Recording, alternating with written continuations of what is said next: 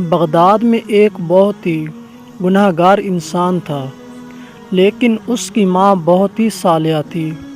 اس شخص سے جب کبھی گناہ ہوتا تو وہ اس گناہ کو ایک کتاب میں لکھ لیتا۔ ایک رات کا ذکر ہے جب وہ اپنے دن کے تمام گناہ کتاب میں لکھ رہا تھا کہ دروازے پر دستک ہوئی۔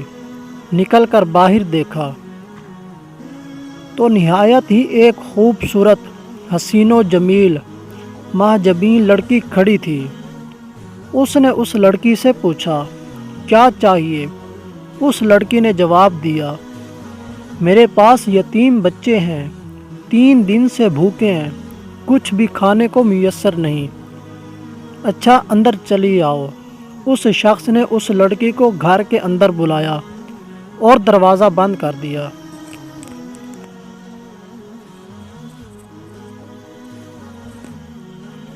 کیونکہ اس عورت کو دیکھ کر اس شخص کی نیت خراب ہو گئی۔ وہ عورت جان گئی کہ اس بندے کی نیت خراب ہو گئی ہے، کہ اس کے جی میں اب برائی آئی ہے۔ اس شخص نے اس عورت کو زبردستی اپنی طرف کھینچا تو اس نے زور سے کہا، اے مصیبتوں کو دور کرنے والے،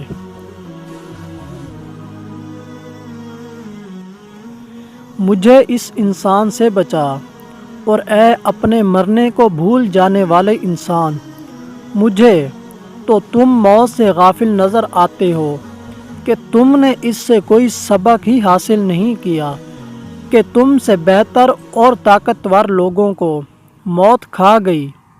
ان کو بھی اس دنیا سے سوائے تھوڑی سی روزی اور کپڑے کے کچھ بھی نصیب ہوا، اور جو منزلیں اور بڑے بڑے گھر انہوں نے آباد کیے وہ بھی خالی رہ گئے، اور تم خود بھی کل یا اگلے روز تنہا قبرستان میں جا گزین ہو کر ان کی ہمسائے گیری میں چلا جائے گا۔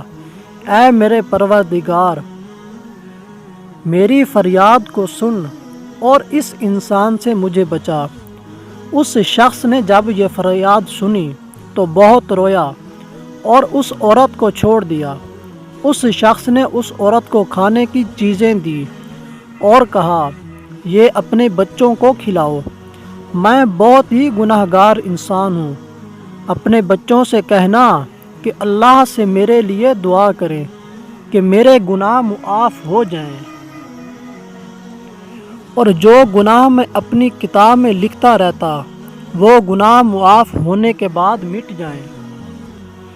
اس عورت نے جاتے ہوئے اس شخص کو بہت دعائیں دی۔ جب وہ عورت چلی گئی تو بندے نے اپنی کتاب میں لکھا کہ میں نے ایک عورت سے آج برا کرنا چاہا۔ کتاب کھولنے بیٹھ گیا۔ جیسے ہی اس نے پہلا صفحہ کھولا تو اس پر کچھ لکھا ہی نہیں تھا۔ تمام کتاب چھان ماری، لیکن گناہوں کا تمام ریکارڈ کتاب سے پاک ہو چکا تھا۔